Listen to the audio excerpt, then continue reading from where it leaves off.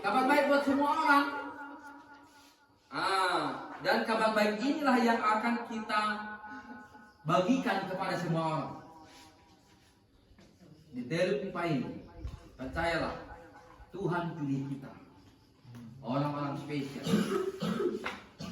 Bapak yang membawa, Tuhan yang membawa bapak ibu ke tempat ini. Tapi saya yang datang, iya, tapi Tuhan kok yang bawa.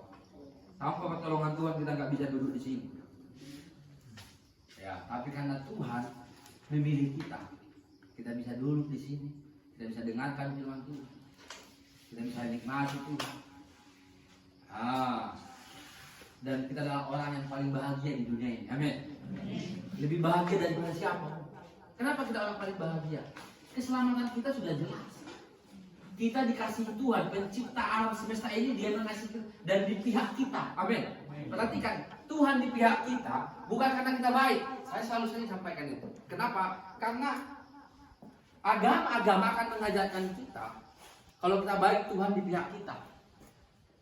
Tapi Injil dan Kristenan nggak model begitu. Sebelum kita mengenal Tuhan, Dia udah matinya buat kita. Amin. Sebelum bertobat pun sudah matinya buat kita, sudah mengasihi kita. Jadi bukan karena kita bertobat Tuhan mengasihi kita, bukan karena bertobat kita Tuhan mati buat kita, enggak. Dia bahkan sebelum bertobat Dia udah mengasihi kita dan mati buat kita. Tapi kabar baiknya buat kita, ketika kita menerima percaya itulah sukacita besar. Amin. Tapi kalau kita tidak percaya, itu mau mati pun Yesus di kayu salib, tergantung mau apapun yang, kalau kita tidak percaya, nggak ada manfaatnya buat kita. Kalau Bu Alim, Pak Pendeta, Pak Pastor Tulus, Pak Arun datang ke rumah ya, sebelum berangkat makan dulu di rumah katanya. Kalau saya tidak percaya itu, ya walaupun Ibu Alim masak capek-capek, ya saya nggak pernah nikmati. Ya dari masak sih, tapi saya nggak pernah nikmati. Kenapa? Saya nggak percaya. Tapi kalau saya percaya apa? Saya datang. Oh, saya makan. Saya bilang makasih Bu Alim. Bu Alim pun senang lah, karena kita makan masakan dia. Benar ya?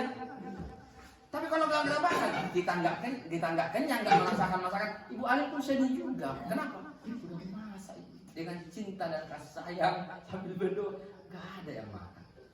Gitunya Tuhan. Mati aku di kayu salib ini untukmu. Kok nggak ada manfaatnya untukmu? Kamu juga nggak selamat. Orang itu nggak merasakan, nggak menemukan pengorbanan Kristus, nggak ada manfaatnya buat dia, dan Tuhan juga sedih. Mati dia, nggak ada manfaatnya. Tapi kalau kita percaya, ya Tuhan terima kasih, Kau mati untuk menyelamatkan. Aku dibenarkan menjadi anak Tuhan. Aku kudus selamanya, aku benar selamanya. Engkau di pihakku selama-lamanya. Akhirnya kita bersuka cita. Tuhan pun bersuka cita.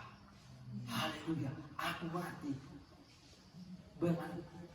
jadi menyelamatkan dia. Waktu kita diselamatkan, itulah sukacitanya.